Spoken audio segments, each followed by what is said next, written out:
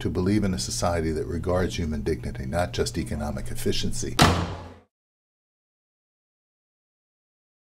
Catholics vote in all different sorts of ways for all different sorts of reasons, Sure. like most other people. But do you think that sort of left economics is prevalent among the Catholic, the institution of the Catholic Church? I think historically that has been the case, and that there are a variety of reasons for that. One of them would be that at the turn of the 19th to the 20th century, Catholics were seen as dubious characters coming from Europe, and the Republicans were very suspicious of rum and Romanism, as it was called at the time. And so that alienated a lot of the Catholic populace. Catholics were working class people and were disproportionately represented in the Second World War for a variety of economic reasons.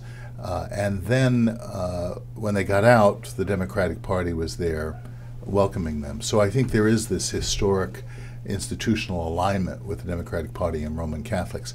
That, however, has shifted in the 70s, 80s, 90s, and now for a variety of reasons as well. One is that a lot of these Catholics have come up in the world. They own property now. They understand economics better. The descendants of those immigrants are now representative in all of the upper echelons of American economic society. The second thing is that you always have to ask yourself, what Catholic are we talking about? Are we talking about a Catholic who is nominally Catholic, or are we talking about a Catholic who is formed in the faith, goes to Mass every Sunday? If you're talking about that group, you find that they are disproportionately more in favor of what we would call more conservative ideas. Right. Now, as a priest, I'm not a member of any party, so I don't have a dog in that partisan fight. What animates me is the moral question and what we can do in society to approximate that.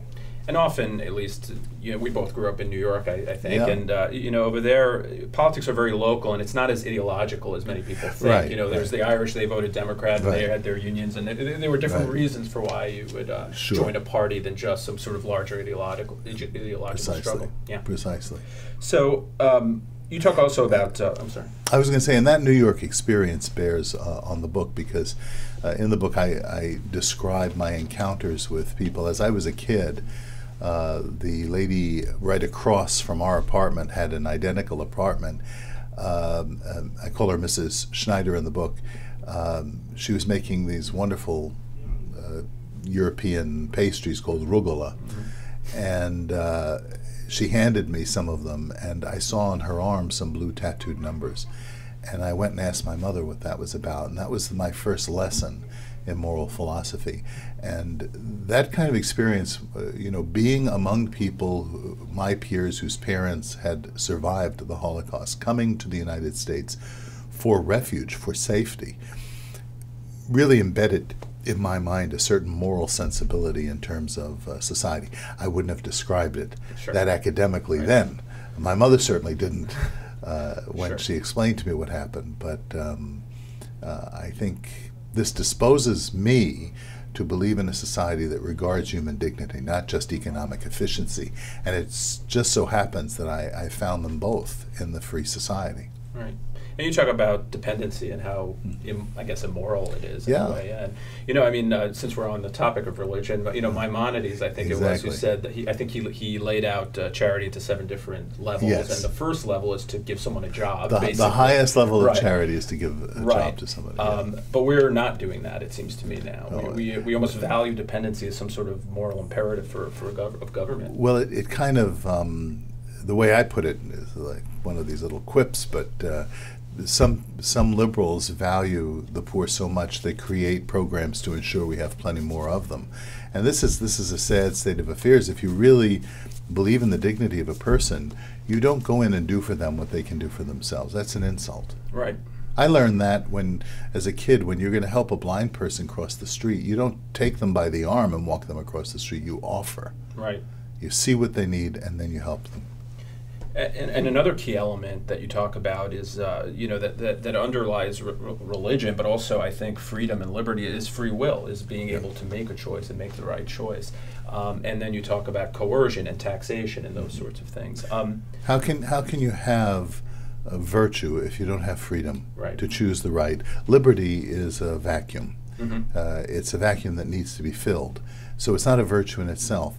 So if a person doesn't have the right and the ability to choose a good action, they can't be called virtuous. So I don't think there is any such thing as Robin Hood theology that you take from the rich and give to the poor. But what if people aren't virtuous? What if we live in a society where the poor are not taken care of by society without coercion? Is coercion okay then? I think on the margins in desperate situations, I can see for emergency circumstances, yes.